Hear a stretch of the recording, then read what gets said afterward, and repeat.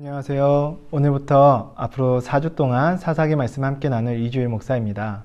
앞으로 4번의 강의를 통해서 우리 교회 교우님들이 사사기에 대한 전반적인 이해를 갖고 하나님이 주시는 은혜를 체험하는 시간들이 되기를 바랍니다.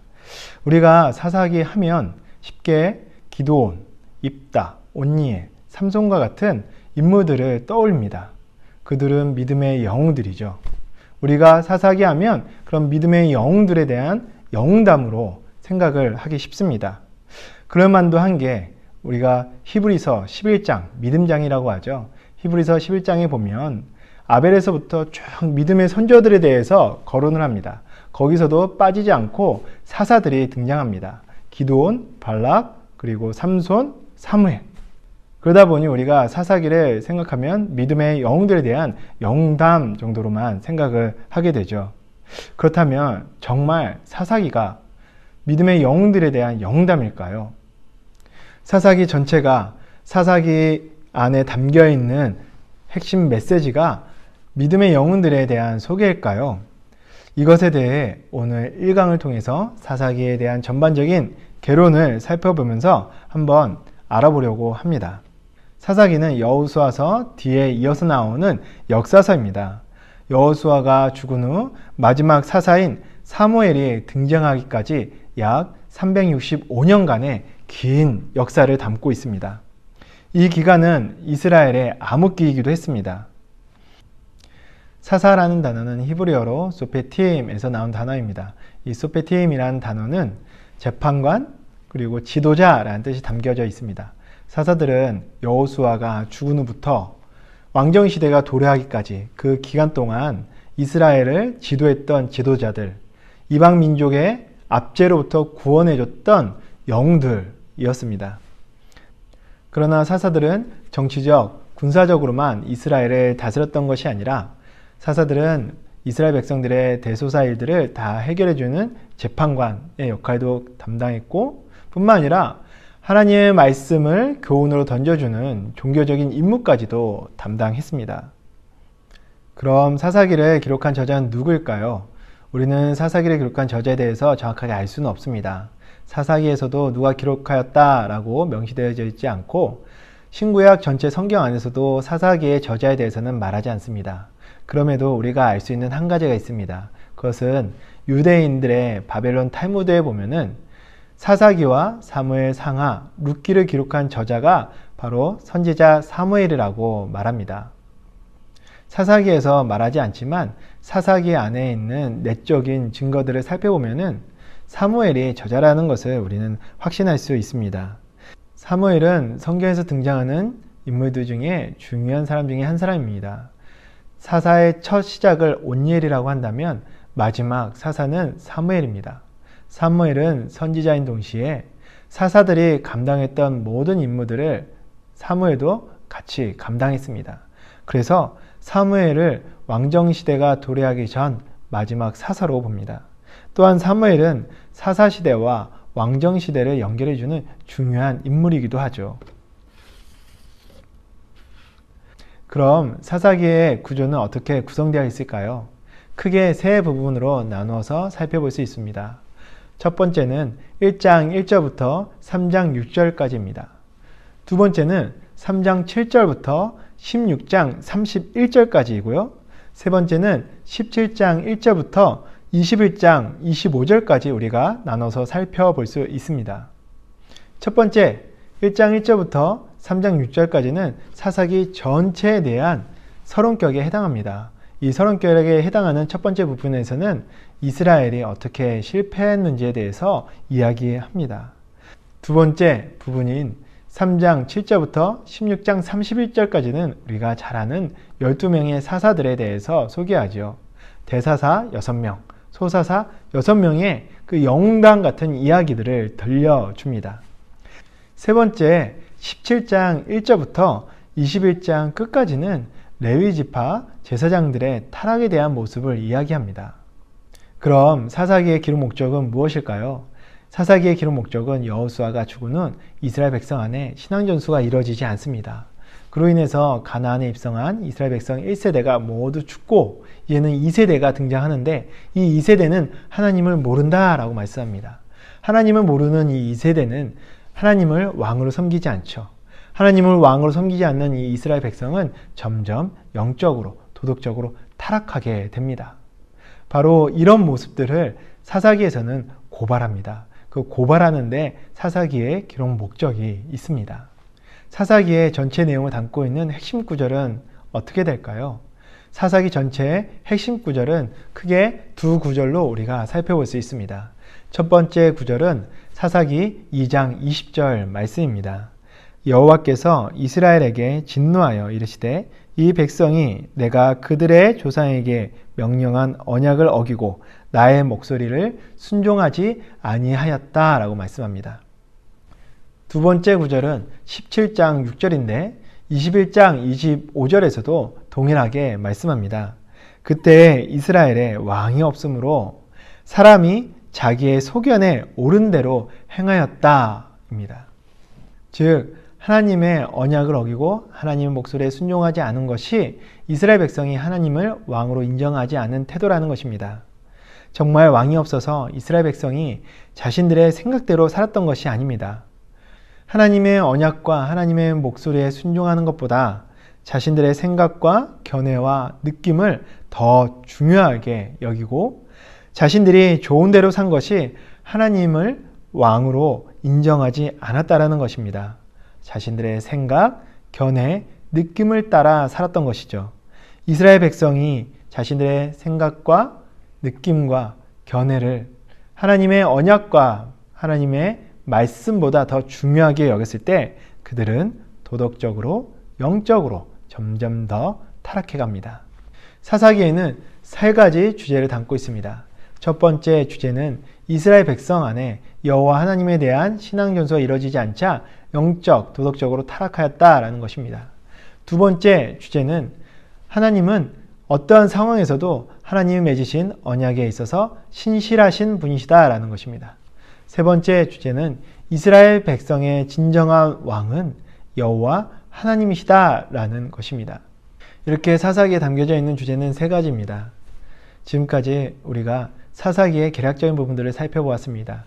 사사기를 기록한 저자, 그리고 구조, 기록 목적과 그 안에 담겨져 있는 주제들에 대해서 살펴보았습니다. 사사기는 여호수아서와 대조가 되는 말씀입니다. 여호수아서는 가나안을 정복해가는 말씀이죠. 여호수아가 이끄는 이스라엘 군대는 가나안을 입성한 후 도성들을 하나하나 멋지게 점령해 갑니다. 전쟁에서 딱 한 번 패배를 경험하는데 그 전쟁이 바로 아이성 전투였습니다. 아이성은 작은 도성이었습니다.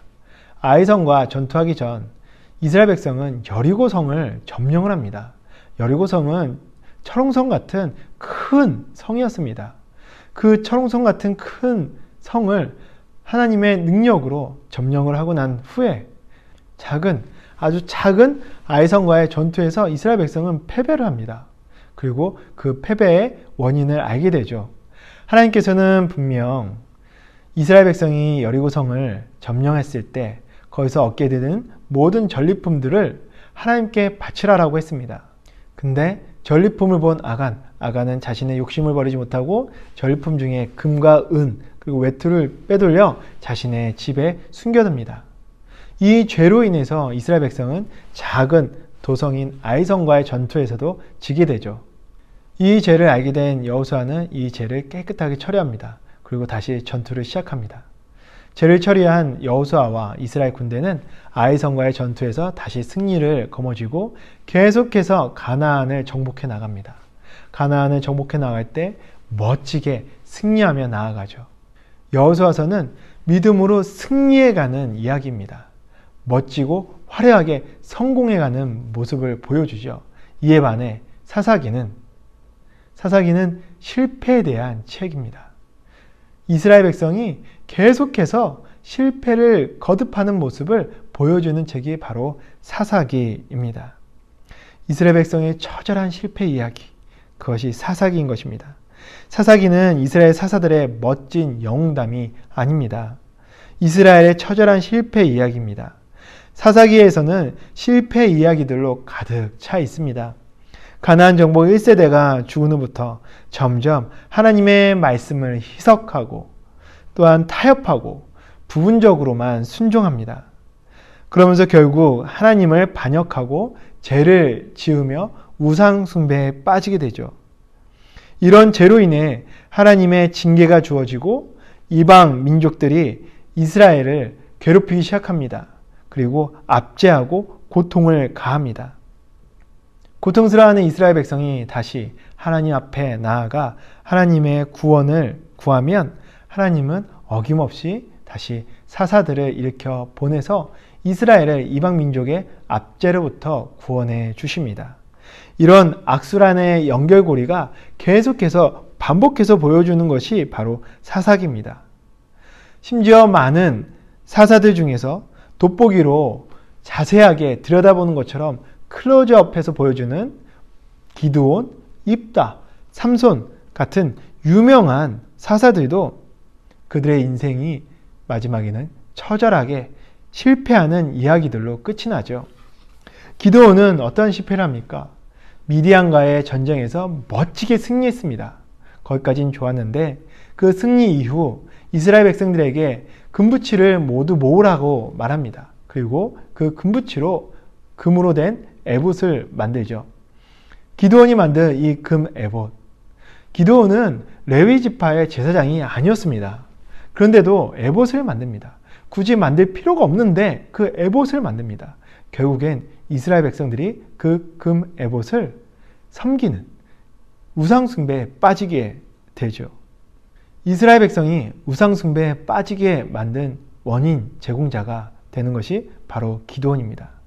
그리고 입다도 하나님께서 함께 하셔서 하나님의 능력으로 멋지게 전쟁에서 승리합니다. 근데 그는 자신의 생각에서 자기 자신의 견해에서 비롯된 잘못된 서원을 합니다. 자신이 전쟁에 나아가서 승리하고 돌아올 때 자신을 처음으로 맞이하는 그 사람을 하나님께 바치겠다라고 말합니다.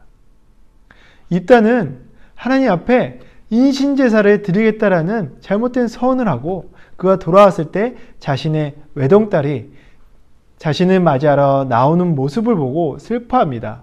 결국에는 자신의 하나밖에 없는 외동딸을 하나님 앞에, 하나님은 전혀 원하시지 않는데 하나님께 인신제사를 드리게 됩니다.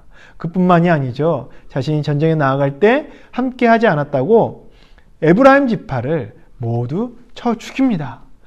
요단강 나루터에서 지나가는 사람들마다 에브라임 지파가 발음하지 못하는 쉿볼렛을 발음해보라고 하고, 만약 그 사람이 쉿볼렛이라고 발음 못하고 십볼렛이라고 한다면 그 자리에서 쳐 죽입니다. 동족 상잔의 끔찍한 비극을 일으킨 것이 바로 입다입니다.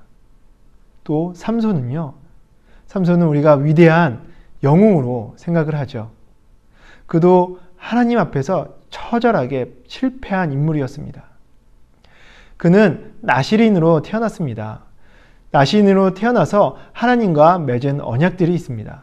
근데 그는 하나님과 맺은 언약들을 무시했습니다. 소홀하게 여겼습니다. 하나하나 하나님과 맺은 나실인의 언약을 어김으로 인해서 결국에는 블레셋 여인의 게임에 빠져서 두 눈이 뽑히는 치욕을 당하게 됩니다. 위대한 영웅처럼 보였던 삼손도 결국 실패한 인물이라는 것입니다. 그런 사사시대에 하나님은 반복되고 계속되는 이스라엘 백성의 실패 속에서도, 아니 점점 더 심각해지는 영적 도덕적 타락을 보시면서도 이스라엘 백성이 하나님, 주님이라고 부르기만 하면 하나님은 언제든지 하나님의 능력의 팔을 뻗으셔서 그들을 구원해 내시는 모습을 사사기에서 보여주십니다. 바로 하나님의 한없는 하나님의 자비와 은혜와 긍휼을 보여주시는 것이 바로 이 사사기 말씀입니다. 사랑하는 우리 교회 교우 여러분, 하나님은 우리가 언제든지 하나님을 찾고 부르기만 하면 우리를 붙잡아 주실, 구원의 손을 내밀어 주실 준비를 하고 계십니다. 반복되고 지속되고 점점 더 심각해져 가는 죄악 속에서도 하나님은 하나님을 간절히 부르는 그 부름을 결코 저버리지 않으십니다. 우리가 작은 목소리로 주님, 하나님이라고 부르기만 하면 하나님은 우리의 그 음성을 결코 모른 척 외면하지 않으시죠. 지금 삶이 버겁고 지치고 뜻한 바대로 되지 않으십니까? 삶이 고통스럽고 하는 일마다 자꾸 어그러지고 삐걱거려서 힘드시지는 않으십니까? 우리가 살면서 겪게 되는 모든 어려운 문제들이 반드시 우리의 죄로 인해서 비롯된 것은 아니지만 그럼에도 먼저 우리가 문제들을 만날 때마다 하나님의 말씀 앞에 나아가 우리의 삶을 점검해 보아야 합니다. 내가 주님의 뜻을 저버리고 주님에게서 멀어지지는 않았는지, 이 문제를 통해서 하나님께서 내가 돌이키기 원하시는 부분은 없는지 우리는 말씀 앞에서 겸손히 우리의 삶을 살펴보아야 합니다. 그리고 우리가 돌이켜야 되는 모습이 있다면, 우리가 버려야 될 것이 있다면 과감하게 버리고 끊고 주님에게로 돌아와야 합니다. 주님의 구원의 손길을, 주님의 능력의 손길을 구해야 합니다. 주님, 나에게 은혜를 베풀어 주시옵소서. 나를 긍휼히 여겨 주시옵소서. 너무나 힘들고 버겁고 너무나 고통스럽습니다. 주님, 나에게 찾아와 나를 만나 주시옵소서. 우리가 주님을 부를 때 주님은 결코 우리의 부름에 외면하지 않으십니다. 우리의 작은 신음에도 응답하여 주시는 분이 바로 우리 하나님이십니다. 이번 한 주간도 우리의 삶을 겸허히 하나님 말씀 앞에 점검해 보며 하나님을 찾고 부르고 하나님을 깊이 만나는 우리 교회 교우 모두가 다 되시기를 주님의 이름으로 간절히 바랍니다. 이것으로 사사기 1강을 마치도록 하겠습니다. 수고하셨습니다.